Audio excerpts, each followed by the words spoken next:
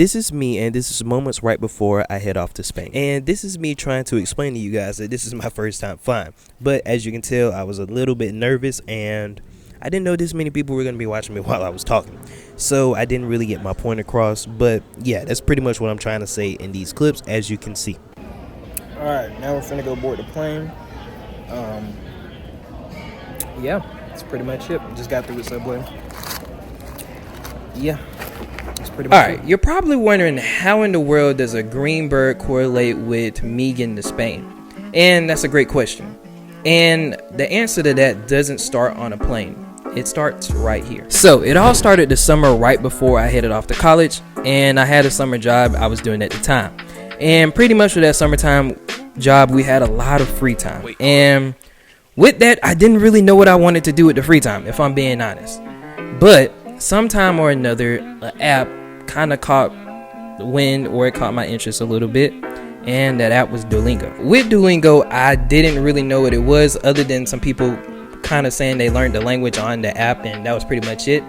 But other than that, I didn't really know what Duolingo was. And to be quite frank with you, I didn't think I would ever learn another language, because honestly, in high school, quite frankly, I just cheated in high school Spanish class, because I mean, at the time it was just another class, and I didn't really think I would use Spanish ever again, honestly, if I'm being honest. But I was bored, and with that boredom, I ended up downloading the app, and that app literally changed my whole life till now. After I downloaded the app, I kind of sprouted. In a couple days, I was kind of hooked on the idea of learning Spanish.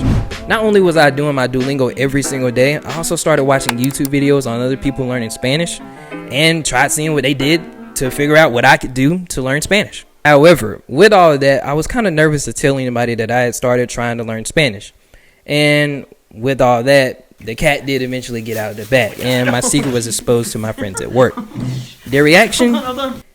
It was they laughed and joked, but not in a way where they were seriously making fun of me, but in a way where it was in a joking manner, but it kind of rubbed me the wrong way, and it still kind of hurted a little bit.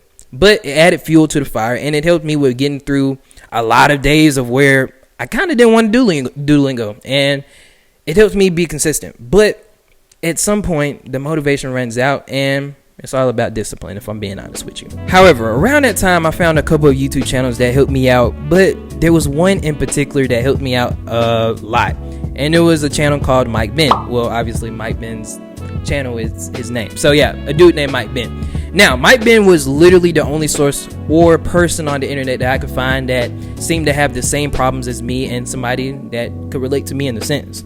So in a sense, Mike became my go-to Spanish person. I would watch, because he had these videos he would post that would be him talking to people in Spanish, and he would have these monthly updates about what his progress in Spanish would look like. But again, Mike wouldn't and couldn't be the sole reason that I kept learning Spanish, because at a certain point, I would get tired of just watching Mike, and I had doing exercises with him or by myself. So by this time I had gotten into college, and I had almost entered my second semester. So I took a leap and took my first Spanish class in college. It helped a lot with being motivated and wanting to continue on with learning Spanish.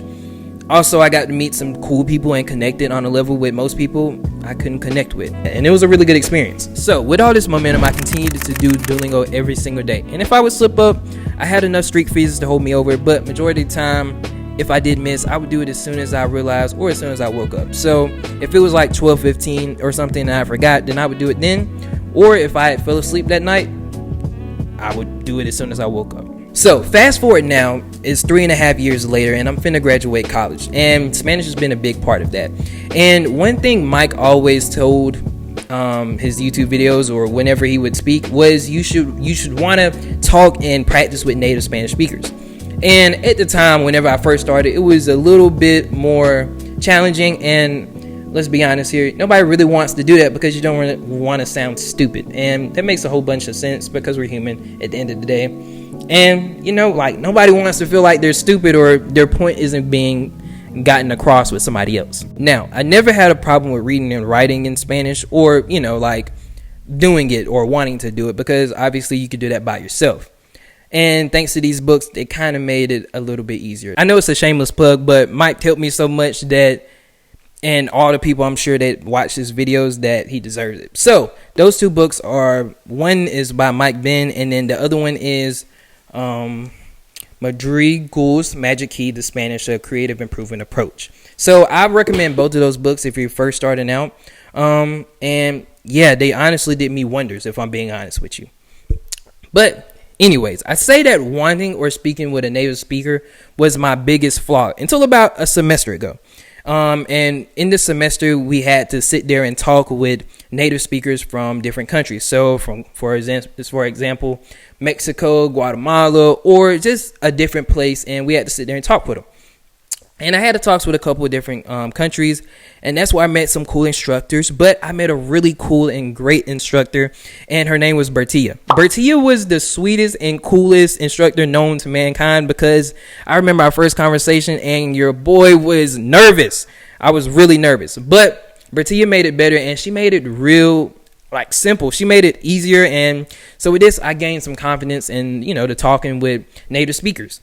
And I definitely suggest Bertia if you're on Lingua Meeting, because that's the site we had to do it on. And honestly, after I get back from Spain, I'm gonna book a thing with Bertia, and I'm gonna tell all about it, which I hope she remembers me that I'm thinking about it. But yeah, I'm kind of rambling on, but still, you get my point. But this was the last thing on my bucket list. You see, ever since my second year, I was interested in going studying abroad. But obviously, studying abroad cost a lot of money. So I knew I couldn't afford it the year I wanted to go. So I kind of knew I would have to try and save up and get those people being in my family, involved. And that's exactly what I did. So I saved up for about a year and some change, and I got my family to help invest in supporting me, and I ended up getting a couple scholarships, and it all worked out. So I applied to study abroad, and I got in, and for this summer, for a month, I'm going to Sevilla, Spain, to hopefully have the time of a lifetime. So this will be my first time for a lot of things, and my first time seeing a lot of new things.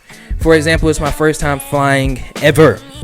And I'm kind of nervous about it, but still, hopefully, it goes well. And it's my first time being out of the country. It's my first time going further than bordering states, because the only states I've ever been to really are Alabama, Florida,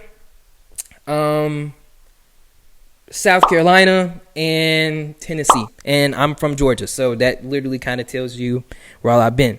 Well, actually, scratch that. I went to Boston one time, but we drove all the way up there, so you can only imagine how that was. It was definitely a long way. So yeah, but you get my drift. And now with me packing and all that stuff, I'm finally here, and I'm ready to take on a new adventure with Spanish and just being able to see the new world that I'm finna step into.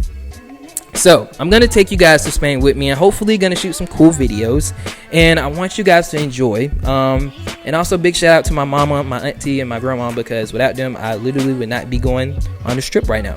I will see you guys in the next video. And it's so wild to me that literally this all started out with a green bird named Duolingo and a little app and a lot of street freezes. As always, I'm not going to tell you to like, comment, subscribe, because the video should be good enough for you to like, comment, subscribe for yourself, and that's always going to be the case. So I'll see you guys in the next video, and yeah, hasta luego.